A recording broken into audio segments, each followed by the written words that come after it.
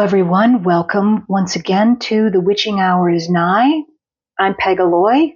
I host this podcast in which we talk about all kinds of things related to witchcraft, the occult, paganism, and other assorted related topics as they apply to film, TV, literature, and popular culture. And my guest today, once again, my good friend and witchy scholar extraordinaire, wonderful artist, composer, Kate Laity. Today we're going to talk about a film that most people are familiar with, and that, in my opinion, and I think Kate would agree with me, is surprisingly influential in terms of how much impact it's had on how we conceive of modern-day witchcraft and modern-day occultism. In other words, it's sort of a blueprint for how we talk about everything from modern-day witch covens to the satanic panic to occultism in general, and also how it relates to changes in popular culture over time. And that film is, of course, Rosemary's Baby, based on a novel by Ira Levin that was written in 1966, almost immediately optioned for film, and a very successful film it was, and I think still has a great deal of relevance and intrigue to offer today. So, without further ado, it's a long intro, but this film, boy, it's very influential. It continues to cast a huge shadow, I guess we could say. I think a shadow is a good way to look at it, because, of course, there are things about this film and its production and its very creation that are controversial. I think also this film, compared to how horror films are made now, what they look like, what they feel like, I think that to some people it feels a little dated. Not in the same way that something like The Exorcist feels dated. I think that The Exorcist, also a wonderful film, The Exorcist feels a little dated to people because of the special effects, whereas Rosemary's Baby doesn't really have very many special effects. Not really. It's much more straightforward. It doesn't have any explicit violence. It doesn't have anything that's explicitly supernatural happening in it. The dream sequence at least does have a little bit of, there's the impression of the hairy thing with claws. Right, whether that's real or not. So here's the thing, though. I'm just going to start out by saying, I think this is a valid interpretation of this story. And it's a very valid interpretation of the film itself and the experience of watching the film. And that is that the entire film could be read as a story of a woman who undergoes changes during pregnancy, becomes convinced that there's a conspiracy against her, and it's possible to interpret this as none of the supernatural things that are purported to have occurred. One interpretation is that these things did not happen, that they're all in people's minds. Or in her mind. Or in her mind. Which I think is kind of one of the main points of this. And then there's also, I think, there's the model of film that you get, the story you get sometimes where, actually there's this wonderful film I love called Parents. Starring, yes, right? That's a wonderful film. Yeah, starring as a Bob Balaban film, starring Randy Quaid and Mary Beth Hurt. And I believe Sandy Dennis is in this film, and she's great. If you've never seen this film, it is a wonderful, I guess you have to call it a black comedy, really. Yeah. About, it's sort of set in the 60s-ish, 50s, 60s. Or at least a pseudo 60s. Yeah, like that kind of vibe. About this boy, a troubled only child, who becomes increasingly convinced that his parents are cannibals. And it's very easy as you go along to accept that he's sort of imagining it, and he's exaggerating, and he's fantasizing, and that he's, When you stand up in class and say, if you boil the bones of a black cat at midnight, you can make yourself invisible. Isn't that what it is? Well, I got to say, though, one of my favorite lines of dialogue from this film is there's this young girl in the neighborhood that he becomes friends with, and she's a bit of a rebel. She's in class one time, and you're supposed to say something that other kids might not know. And what she says is, if you make a martini with an onion instead of an olive, it's called a Gibson. Isn't it funny? I forget that one, but I remember what he says. She's like 8 years old or whatever. So anyway, but what's interesting about this film as it goes along is that eventually you get to a point where it is in fact true that his parents are cannibals. Yes. But you go along the whole thing thinking, sorry, spoilers. Sorry. You go on thinking this is so interesting because you can see how this kid would become convinced of this. And of course, it's also about difficult experiences for children under, corporal punishment and patriarchy and et cetera, et cetera. So it's like, oh, it's just this cultural sort of, exploration. And then it turns out, yes, they really are. After the orgiastic scene of cannibalism. Yeah. Not to go, we'll have to talk about this film at some point, but the other thing is that cannibalism is also kind of a stand-in for sex, because there's this one scene where the boy stumbles upon them and they're having sex, and of course that can be this traumatizing experience for a young child. And in his mind, he's watching them eat people, whereas it's portrayed as, oh, he's scared because he's kind of sleepwalking and he stumbles upon them having sex. So it becomes this very sexualized thing, or like when she's looking in the fridge for something to eat, and then the husband comes along, and then it gets kind of sexy, this midnight moment at the fridge, when what they're actually doing is looking for human body parts that they've got in the fridge as a snack. Oh my gosh. Anyway, back to Rosemary's Baby. All is not as it seems, and that, of course, it's possible to frame this whole thing as it's just the fevered and hormone, addled imaginings of. So it's just hormones. Oh, it's You're not real. tired. You're just imagining it. Don't let yourself get excited, dear. Here, have a cup of tea. So everything that's so effective in this film is effective because it's so recognizable. And I guess one starts at the very beginning. The camera, it does this very kind of slow aerial zoom into the window of an apartment building, which is actually the Dakota building on Central Park West, where John Lennon was living when he was killed. And in those days, and apparently in 1968, the Dakota was affordable for unemployed actors. Go figure. So this young couple, Rosemary and Guy Woodhouse, Mia Farrow and John Cassavetes, are looking at apartments to move into, and they find this apartment. And it's very nice. It's very old, but it's very beautiful. And they decide to move in, and they hear some odd things and, whatever. And eventually in the first week or so, Rosemary meets this young woman who also lives in the building. And Teresa, and who says she was sort of taken in by this elderly couple, and that she was on the street. She was a drug addict. She was at a very low point. And she's very funny. She says, first they thought they wanted me for some sex thing, but no, they're just really nice. They're like my grandparents. So she's living with them. And then a few days later, Guy and Rosemary are coming home from being out at the theater, I think. And Teresa is found on the sidewalk. She's either fallen or jumped from a window. She's dead. And then an elderly couple walks up, and it turns out to be the couple that she was living with, the Castevets, Minnie and Roman. They have now befriended Rosemary and Guy, even though Guy and Rosemary are resistant at first to getting to know these people because they're these sort of, busybody old folks or whatever. They start to become these kind of like surrogate, nurturing sort of figures. Roman has traveled around the world and knows a few things. He talks to Guy about business and his career. And Minnie's just very sort of motherly and sort of dotty and kind of weird. It turns out that Rosemary is pregnant. This is one of the first things they ask about, too. Minnie says, do you have any children? Like, so with one of the very first questions that is asked. Yeah. When you go back and when you watch this film for the first time, and then you go back and watch it a second time, you can see that so many things are leading up to put things in place. But it just seems kind of normal. Everything seems normal. And everything sort of starts to step away from that. And it all is centered on Rosemary because we don't believe her. Right. And we're meant to not believe her. And we're meant to see, it's just that she's sort of irritated with them, but we also start to see Guy going over to their side. Right. And we are very clear about his ambitions, where she's much more the lapsed Catholic, which I think is an important part of it too. For sure. And sort of like she's oddly been trained in sort of understanding these kinds of supernatural phenomena, but she says she doesn't believe in it, but she kind of does, because there's the conversation about the Pope, because the Pope is visiting the U.S. That's right. And then it goes back to, there's this childhood memories portrayed in the dream of her being in Catholic school.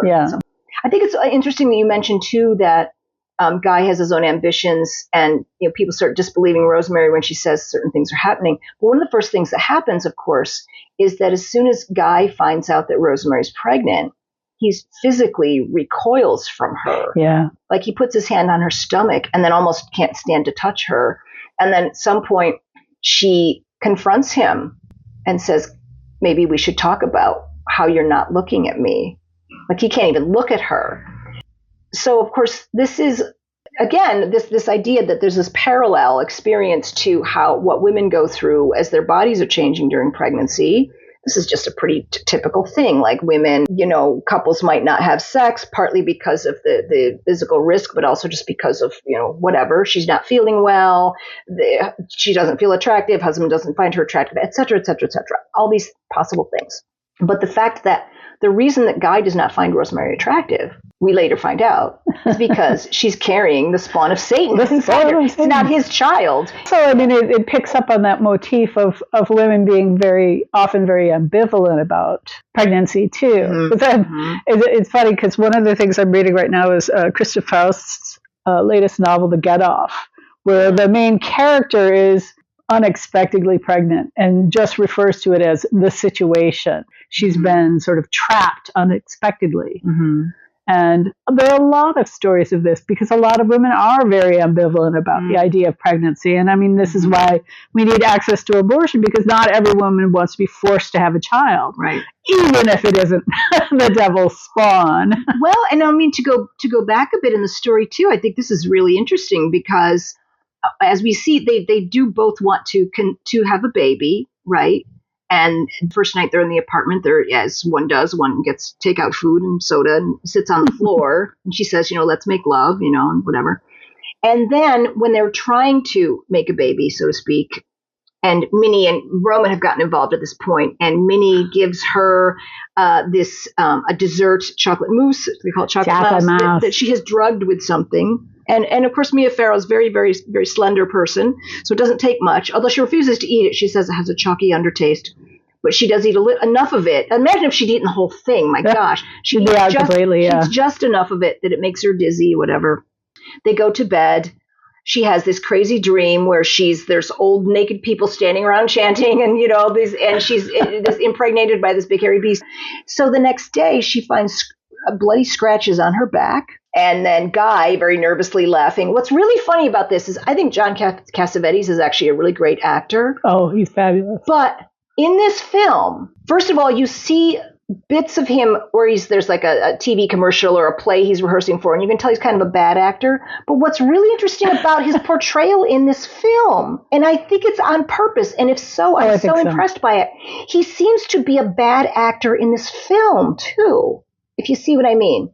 Like, just the way he says things, the way he emotes things. He's conscious of being an actor, playing an actor. Thank you. That's exactly what I mean. It's that the way this guy is trying to fake certain emotions and certain. Oh yes, we see the fakeness. Yes, exactly. So he's not good at acting, even in his is what I'm trying to say, in his personal life, which I think is just brilliant in this performance. Yes. So when Rosemary sees these scratches and he comes in, he says, "Oh, I already filed them down," and he's faking it. And then he's kind of laughing. He's saying, "Oh, I didn't want to miss baby night." And you can just see the hurt look on her face. The realization in her face that he had sex with her while she was unconscious. And she said, "You did it while I was out?" And he was like, "What?" And she said, "We could have waited. Wasn't that only split second?" So she's just a little frustrated, but also like... But it's a betrayal. I mean, this is a real violation. Yeah. And even if it is all in her mind about the whole demonic portion of it, that's a real violation of her. And it's one of a number of things that start to build up, and there are layers and layers of how he is not treating her well. Yeah. When he gets mad at her, they have an argument about her wanting to go back to her previous OBGYN doctor. And the Castavets want her to go to Dr. Saperstein, who has delivered all the other, devil babies. And she says, "I want to go back to Dr. Hill." And he says, Guy says, "I won't let you." And she's like, "Why not?" And he says, "Because it's not fair to Saperstein." And she can barely speak. She's like, "Not fair. What about what's fair to me?" It's really amazing. And then, of course, he tries to have this big turnaround, probably under the advice of, the Castavets. We have to shower her with love and affection, whatever. He still is not able to show her affection. He's physically repulsed. Because he's freaked out. But it was, of course, the great moment where she realizes he was in on it. He says, "We're getting so much in return." And she spits in his face. Yeah. And it is a very welcome moment. And then, of course, you wonder at that point, what's life going to be like going forward. But at that point now all hell is... I think Guy's going to meet with an accident. Oh, God. Well, all hell is broken loose, so to speak. Both metaphorically and actually, because the baby's been born and the whole coven is there acting, on for its welfare.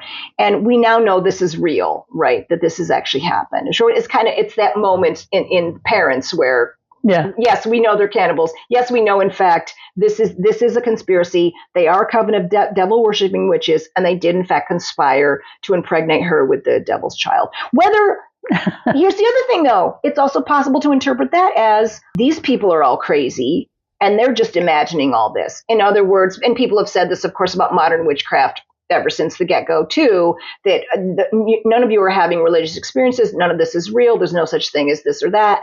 So I'm here with the Alan Moore school of thought that even if gods only exist in your mind, they're still incredibly powerful.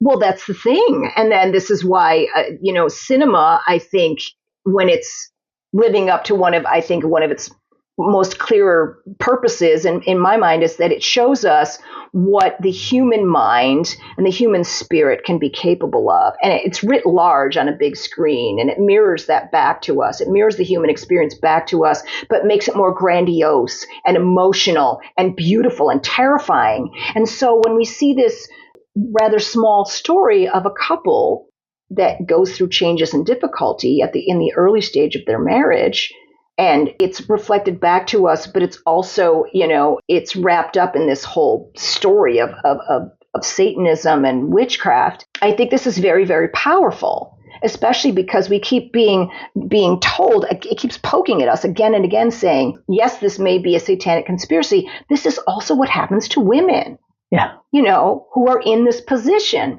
And unfortunately, that's not the message that has resonated most in our culture. It's the satanic panic is out there, and we have to beware because they're everywhere in the basement, the non-existent basement of a pizzeria. Yes, exactly. Pizzagate. They're living right next door to you. They're in the schools. It's just endless. Well, this is the thing: is demonizing any fringe group or any small population that is safely, can be overwhelmed in a moment. Or anyone that is othered. And I mean, I think I'm glad you brought it to our current moment in time, because I think that despite the fact that there's a lot of sort of nostalgic interest in the satanic panic right now, thanks to things like Stranger Things, which kind of brought that storyline back very interestingly, and other like recent films, one called Satanic Panic that's really great with Alexandra Daddario, and a recent series called Hysteria, also set in 1989. The Satanic Panic. But all of these have a sort of comedic overlay, generally speaking. But the fact that people are looking at that as a sort of a time capsule kind of a moment, but that we're still doing this. We're still demonizing. We are still conflating things that aren't related and then attributing it to something that's demonic or supernatural or whatever. We're othering people who are marginalized. We're fear-mongering. We are accusing, and we're institutionalizing racism in our government right this moment. Yeah, there's just no question. And as we were talking about earlier, when we were sort of just getting ready to record this podcast today, the fact that at the current moment, by the way, it is April 7th, 2025. The day that should go down in infamy as another Black Monday. We were talking about the fact that since this new administration took office in January, that all these other things have been happening, and it's been kind of overwhelming. All these things that have to do with immigration and education and health and all these other things. And now, of course, the economy is crumbling. And we both agreed that for some reason, the expected sort of continued attacks on women and women's bodily autonomy in particular has not quite happened. It's been happening all along. Obviously, it's been happening for years, and it's been really building up. But I think we're both thinking that with all this other stuff going on, it's just going to become the next thing. And it's going to happen all in one fell swoop. And I don't think it's an exaggeration. And I don't think it's paranoid to imagine that when it does come, it will be horrible. Yeah. So anyway, back to Rosemary's Baby. Back to Rosemary's Baby and how that prepares us for this moment. one could say that 1968 is this moment of cultural upheaval in which we're at the height of the civil rights movement, right? We're at the height of what will become enormous opposition to the Vietnam War. We were at the height of the at the time called the women's liberation movement. We were at the height of the gay rights movement. There's a lot of things happening. One could argue that for a number of years, we made a lot of cultural inroads in some of these areas. We, of course, have not stayed on that path. We are now regressed to earlier views. And there's been a lot of reasons for that. And it might not be that useful to pick apart all the things that have brought us to this moment in history where we now... That's a huge undertaking. Yeah. But although I think we should talk about it in future at some point. But in terms of what this film tells us about where attitudes were about women and non-Christian religion and other kinds of cultural changes, in 1968 and where we're at now, I think it's very, very interesting to note that it was the fact that films like this, like Rosemary's Baby, like The Exorcist, like The Omen to some extent, that I don't think they intentionally tried to instill fear in the culture. But they fears did. Coalesced around them. It gave them somewhere to go. Right. And I mean, the fact that the Kennedys show up in the quote unquote dream sequence in Rosemary's Baby too, but that's sort of representing sort of that free floating idea of these are the progressive things that are out there that on the one hand they're kind of dreams, but all of the change and all the upheaval, it's like people are uncomfortable with, and instead of finding ways to deal with change, it's like, let's find something to focus our fear on, the devil. And it's interesting too, because it's tied into this whole Christian tradition in this country too, which is a big part of what's happening right now as well, even in this really deeply twisted view of Christianity, where where empathy is a disease. It's like, and that the reason why things were going off the rails was because we lost God and Jesus. It's like, no, this is the cult-like treatment of religion and God and faith and whatever. That's exactly what is to this hearing point. Ministers who say that their congregations are objecting to things like, the Sermon on the Mount is like, what's that socialist stuff? Oh my God! Yeah. That's your religion. Well, this is the thing, and this is, not to go off on this, another tangent worth exploring in more depth at a future time, but this idea that people have no idea what they're fucking talking about anymore.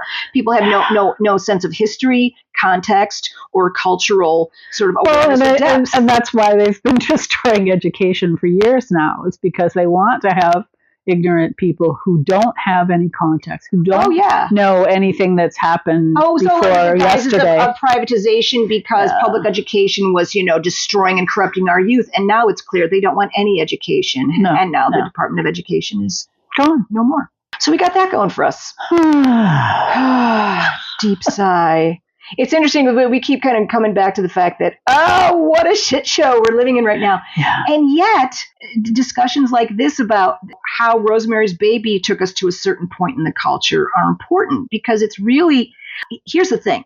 That was a movie, okay? People had to get up off their asses and pay their $2 or whatever it was back in those days and buy their popcorn and their soda and sit their asses in a seat with a live audience around them, reacting, responding, taking it all in. The way that we consume media now is so completely different. We're often distracted. People have their phones or whatever. People are not paying attention. People also are not having that communal live experience of cinema as much anymore. And also the discussion of new media is often very, it's fraught, and it's also often layered with things that aren't necessarily that important. And also, it's the discourse. Let's just say it. The discourse is not very well informed much of the time, and that's fine. It's fine for people to discuss things they don't understand, to learn more about them.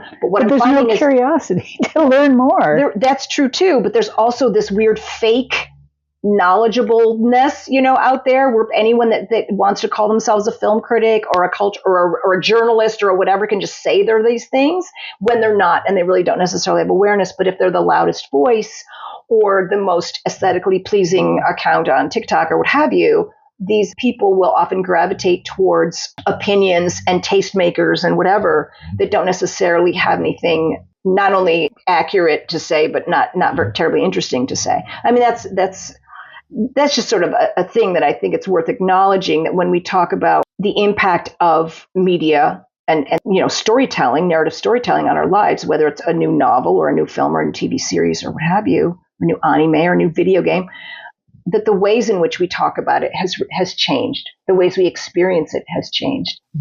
So, by the way, I meant to say earlier, I don't know if you've seen this. There was a new film that came out this year, which is a prequel to Rosemary's Baby. Oh, I remember hearing about called that. Apartment 7A. And you know what? I got to say, I should rewatch it and you should watch it because it's actually pretty good. I liked it a lot. Julia Garner, of all people, plays Teresa D'Onofrio. This is also directed by one of my favorite new directors, Natalie Erica James, who has done some great little horror films. One of my favorites of 2020 called Relic. Have you seen this? Relic, is that the one in the woods? No. You're thinking of The Ritual. This is a stunning film about 3 generations of women in a home, and the older woman, Robin Nevin, is having some dementia issues, and her daughter, Emily Mortimer, and then Emily Mortimer's daughter, Bella Heathcote, they're all in the same house, and there's all this haunting kind of stuff that happens. Great new filmmaker, Natalie Erica James. I thought this film was really good. Diane Wiest plays a mini cast of it. Anyway, we probably should start to think about wrapping up our discussion a little bit, and we've really only barely talked about Rosemary's Baby, interestingly enough. This is really more of an hour-long conversation. But I thought it would be, I feel like this is sort of the prequel. This is the Apartment 7A of our discussion, because it's in a prequel kind of a way. We've talked about some of the issues around how we talk about Rosemary's Baby. We haven't even delved very deeply into the director, whose name we haven't mentioned yet, or the fact that there have been these really, really terrible remakes of this film in recent years. A couple of them. Yeah. Really bad. Oh, that's probably why I haven't seen them. Yeah, no. I heard from you that they were terrible. Oh, God, awful. I do recommend Apartment 7A. But I'm glad we got to talk a little bit about how women were treated at the time, but how women are increasingly treated now. This idea that women are still not trusted. Women can't be trusted to be president. No, they're because too emotional. They're too emotional, or they're too corrupt, or they're too something. Well, they watch all these whiny baby men. Oh my God! But no, women are too emotional. Yeah, sure. It's frustrating. And we didn't even really get to talk about the Satanic Panic much either, too, because this is really sort of this really gave the template for how people talked about what they imagined were real experiences. Well, let's take a moment and just talk about that bit. Okay. The fact that this is, and I've documented this in my research and my scholarly writing about this whole thing, the portrayal of witchcraft in the occult in film and television. Accounts of satanic ritual abuse, if you read into them, and there's a lot of great information out there, and some really There's a great documentary on the Michelle Remembers. Oh, right. That just came out recently, right? Oh, I think it was about a year ago. I don't know. Time has lost all meaning these days. Oh, God, I know. But but by the way, folks, I'm typing right now because I'm looking this up. Oh, it's called Satan Wants You. And it is a documentary about the Michelle Remembers thing. There's been a couple of actually, and there's another great documentary called Hail Satan ? Which is about the Satanic Temple, and that also talks about I think I saw that one too. There's also this crazy film. I hesitate to call it a documentary, but it was at Sundance. It's called Realm of Satan, and we'll talk about it another time. I'm going to try to get a copy to Kate so we can discuss together, because I would really love her thoughts. So anyway, when one goes down this rabbit hole and looks at the phenomenon of what came to be called satanic ritual abuse, which became a term that was used increasingly in psychology at the time to explain certain types of traumatic states and mental states and whatever. And so many grifters made a living out of. Oh gosh, I can't. No, people were getting fake degrees in like Satan. Going around talking to all the police departments. I'm an expert in satanic ritual. And that'll be an episode we have to do too, where we talk about the impact of media on crime cases, like the the West Memphis 3 and, the daycare center. McMartin Preschool. McMartin Preschool, exactly. But in the literature, when these people who claim to have been ritually abused, when they're asked to describe their experiences, to a man, I hate that expression, but also to a woman, every single one of these people that I've read an account from describes these scenes that are eerily similar to the dream sequence in Rosemary's Baby in which she is being ritually abused. In other words, they describe people that are naked. They describe people standing in a circle. They describe there being smoke and incense and candles. They describe chanting. They describe feeling paralyzed, like they couldn't move. And of course, this is both a thing that happens in dreams, but also a thing that these people described happening to them. So that's the ritual experience they describe. And often it's the memories of whatever sex or sexual abuse occurred is often kind of fuzzy. Yeah. But they also describe having their clothing removed, being tied up, being painted, being laid down like they're an altar, etc. When they describe these groups that they were taken in by or kidnapped by or with their families or whatnot, they say that these were perfectly respectable people, that everyone thought that they were. In fact, there was a woman, I swear, on Oprah, I think it was, and she was wearing a wig and she was talking about how she was brought up in her family this way. And she said, no, they were pillars of the community. They were doctors, lawyers, Indian chiefs. And I'm like, whoa, I don't believe you just said that. Her name was Rachel. All the women were kept pregnant all the time and repeatedly had to have babies because these babies had to be sacrificed. And then these babies were then sacrificed to Satan and then they're buried under the floorboards and yada, yada, yada. So these narratives took on a lot of urgency. Yeah. And it was so urgent that the FBI... Somebody thinking the children. Well, somebody thinking the children, which is exactly what people were saying. It's such a great moment in The Simpsons where this woman, she's constantly saying that at the PTA meeting. But it was taken so seriously that the FBI appointed a special task force to investigate.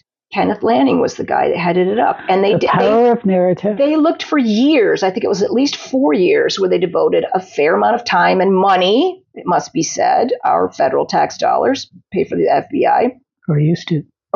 Yeah. We don't know what the fuck's going on with our taxes or whatever, what the FBI is now. That's another thing.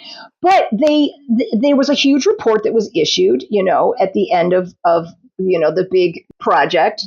And not a single bit of physical evidence was found that any children had ever been murdered. And if you've belonged to any organization, the odds that any organization could that comprehensively clean up their tracks is just unbelievable. And that they're not gossiping with each other and telling their neighbors, our group last, the fact that not a single shred of evidence was ever found in any of these. And we're talking, what's the word they use? Habeas corpus. There was people would describe, yes, it was in this house, and this is the floorboards and under which they would test it for they have DNA testing. The pizza basement. It was exactly. It was the pizza place without a basement. But it's all happening in the basement at the pizza. But there's no basement in the building. So it was there when I dreamed it, and yet. Here we are today, listening to people make up wild and crazy stories and listen to the lies that pour out of the mouths of the likes of worm-addled brains, RFK Jr., J.D. Vance, who lies like nobody's business. With his mouth open, he's lying. Trump, who just doesn't know what he's saying half the time. He doesn't care what he's saying either. Oh, God. So the fact that, and I've written about this, and I know you've talked about this, the fact that we have another satanic panic on the horizon, I don't even think is our biggest problem. Because, frankly, if everything is just gone into this realm of crazy conspiracy and oppressive bigotry, also just like jingoistic vigilantism. And that's all being enabled and emboldened. And I think in some cases it's going to be just made legal. Like there's these laws on the books that are, people are trying to put through. They're not on the books yet, but they're going through. I think it's Louisiana where they want to punish women who've had abortions with execution. Yeah, this kind of thing. Like it's because they're pro-life. Yeah, well, and this is why we need sleeping cats over there, snoring dog over here. Puppy.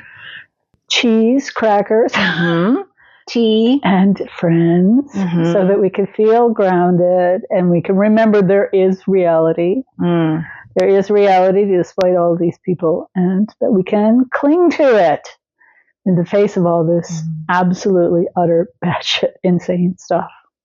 Well, thank you for saying that. And you've said more than once in the last few weeks, as this madness keeps encroaching, you've said that, the future road ahead has to be that we rely upon our communities and that we build more communities, because it's the only way we'll really get through this. So, folks, if you've joined us today, you are part of this community. We're very happy to have you. And thanks for listening. And there's certainly no end to discussions we can have about some of these topics. I hope you'll tune in again. You never know what we're going to talk about, but then neither do we. Sometimes we do. Today, though, this was kind of a special day where we were feeling like, maybe we should just turn on the mics and see where it goes. So thanks again for tuning in. And until the next time, I'm Peg Aloi. I'd like to thank my friend and guest, Kate Laity, for joining me today, Toffee the dog, and Marvin and Nigel and Poppy the cats. And until the next time, you've been listening to The Witching Hour is Nigh.